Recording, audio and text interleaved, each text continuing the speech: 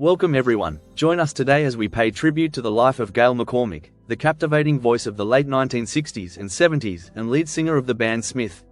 So let's dive in. Gayle McCormick, born November 26, 1948 in St. Louis, Missouri, in the United States of America. She was zodiac sign Sagittarius. Born to parents Richard and Ethel, Gayle was the youngest of two children, with an older brother Michael.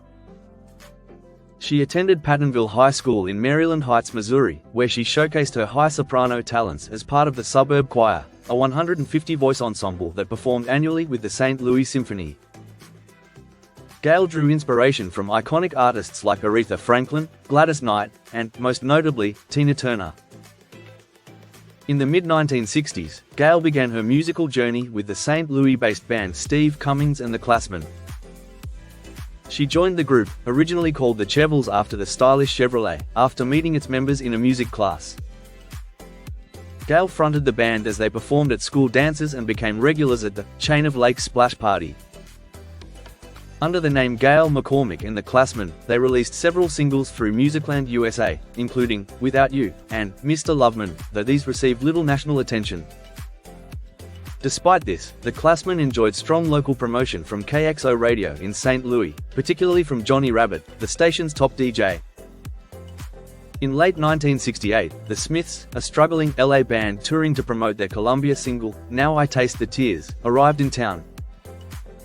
With most of their original lineup gone, only bassist Jerry Carter and lead guitarist Rich Cliburn remained, leaving the band in need of replacement players for their local shows, and also a backing band. Seizing the opportunity, Ernie Cummings, the father of the Classmen's drummer and the band's manager, advocated for the gig, successfully securing the chance for the Classmen to back the Smiths during their appearances. Believing the Smiths were destined for big-time LA success, Gayle left the Classmen and her hometown of St. Louis to join Jerry and Rich in promoting their single. Once in Los Angeles, they placed an ad in the Musicians Union paper and began performing at the Rag Doll, a former jazz club in North Hollywood. With the addition of drummer Bob Evans and keyboardist Larry Moss, the band became a five-piece, now officially named Smith. Adjusting to the fast-paced LA scene, Gayle embraced the city with energy and quickly became a standout at the Rag Doll, a venue known for showcasing rising talent. The band's performances earned them a growing reputation, with Gayle captivating audiences through her powerful voice, striking looks, and magnetic stage presence. In 1969, just 20 years old, Gayle found herself performing at the San Fernando Valley Bar when music legends Del Shannon and Brian Hyland unexpectedly stopped in for a drink. Despite Smith being together for only a month or two, Shannon was immediately impressed by what he heard. Shannon, who had risen to fame in 1961 with his haunting hit, Runaway, had a keen eye for talent and was always searching for promising new acts.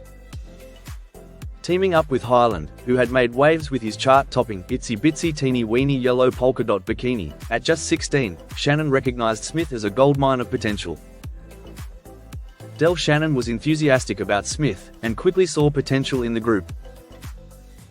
Inviting them to his home studio, equipped with a full recording setup, he introduced them to several songs, including Baby It's You, a classic originally popularized by the Shirelles.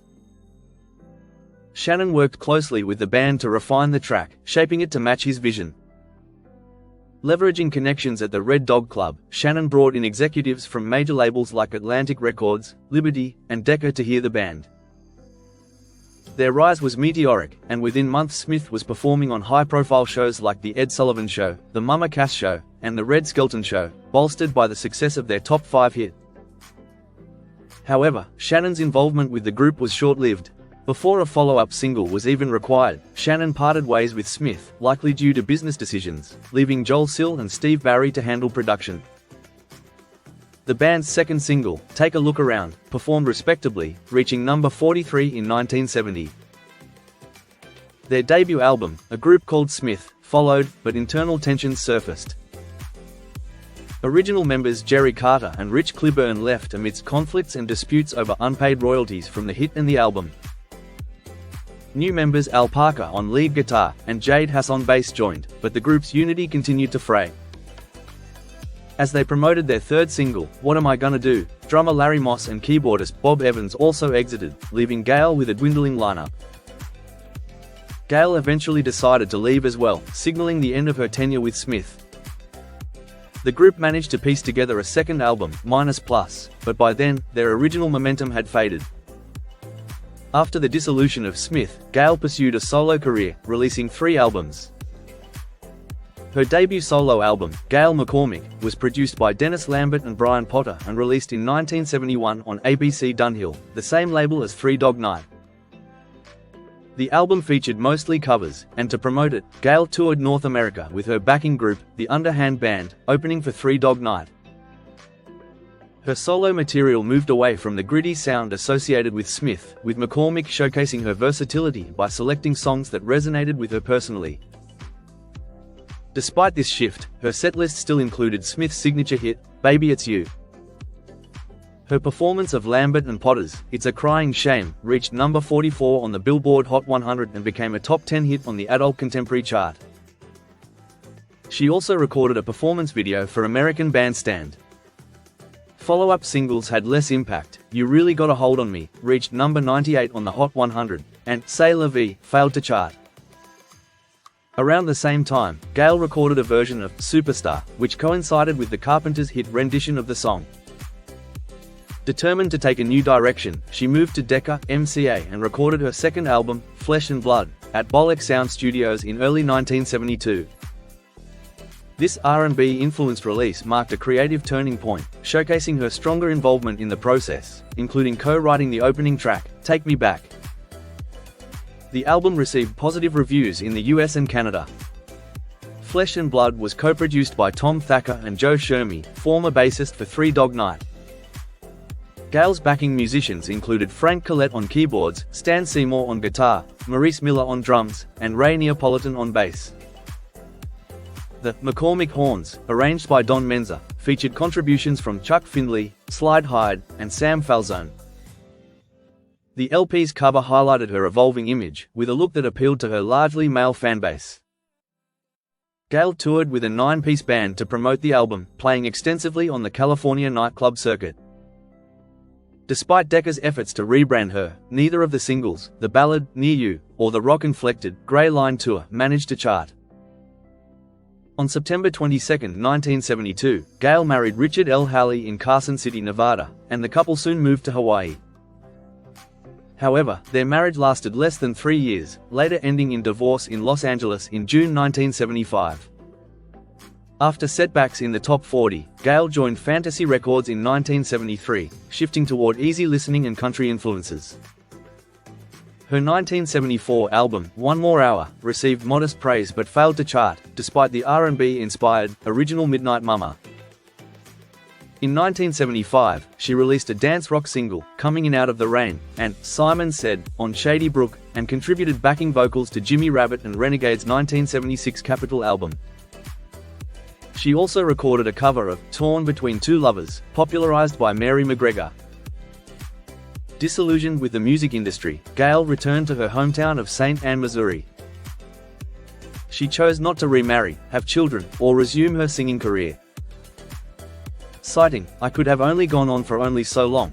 My voice would have been gone if I had carried on. I wasn't born to be a professional singer.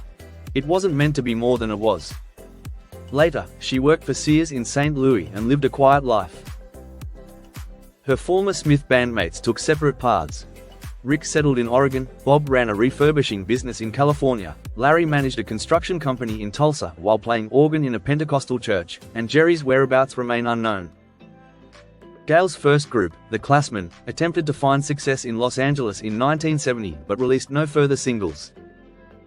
Their saxophonist, Jimmy Kerber, later joined Ike and Tina Turner's band. Gayle remained close to her mother, Ethel, until her passing in 2010. In late 2015, Gayle was hospitalized with pneumonia, during which doctors discovered advanced cancer that had spread from a lung tumor to other parts of her body. A lifelong smoker, she faced the illness with the support of close friends, including disc jockey Johnny King. Tragically, on March 1, 2016, Gayle passed away from cancer in suburban St. Louis, at the age of 67. She was laid to rest at Mount Lebanon Cemetery in St. Anne, St. Louis County, Missouri. And there you have it. From her early days with Smith to her solo career, Gayle embodied the spirit of a true artist. Her voice remains timeless, a reminder of her remarkable talent and the passion she brought to every performance. Thanks for watching, like and subscribe for more videos just like this. Take care and bye for now.